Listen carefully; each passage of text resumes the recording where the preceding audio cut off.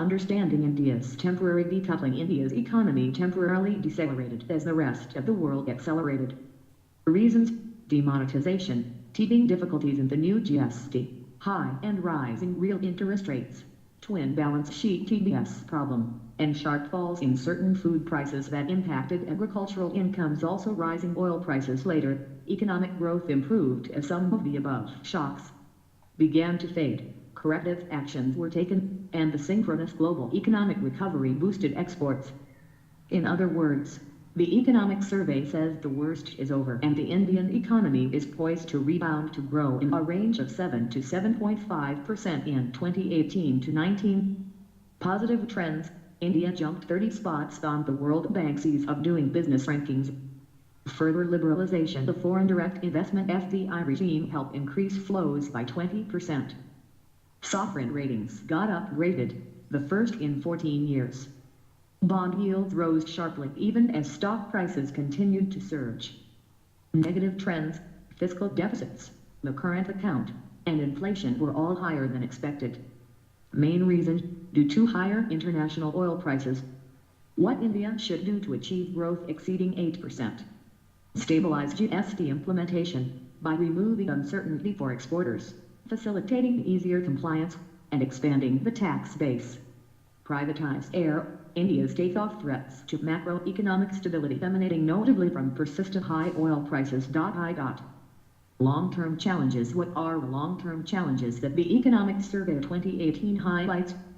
Challenges of long-term economic convergence, gender inequality and women empowerment, climate change and agriculture, delays in the appeals and judicial process, science and technology, economic convergence, theory of economic convergence or the catch-up effect. What is economic convergence or the catch-up effect?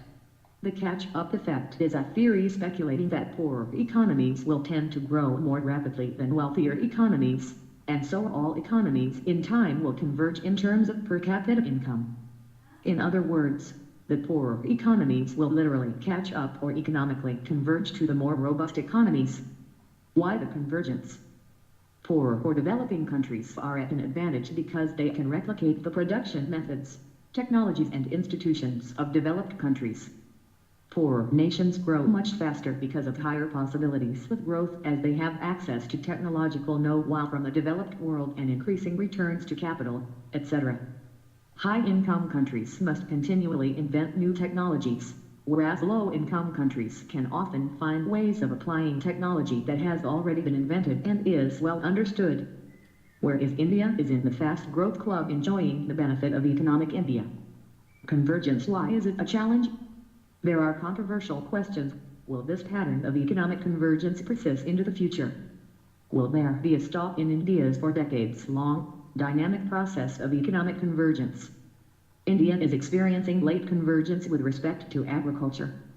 Limitation. Empirical evidence suggests that while some developing economies have been able to effectively tap the available advantages to grow faster and catch up with robust economies, this has not been true for a large part of the developing world. Do you know? The economist Alexander Gershkonkron 1904-1978 gave this phenomenon of economic convergence a memorable name: the advantages of backwardness. Of course, he did not literally mean that it is an advantage to have a lower standard of living. He was pointing out that a country that is behind has some extra potential for catching up. D.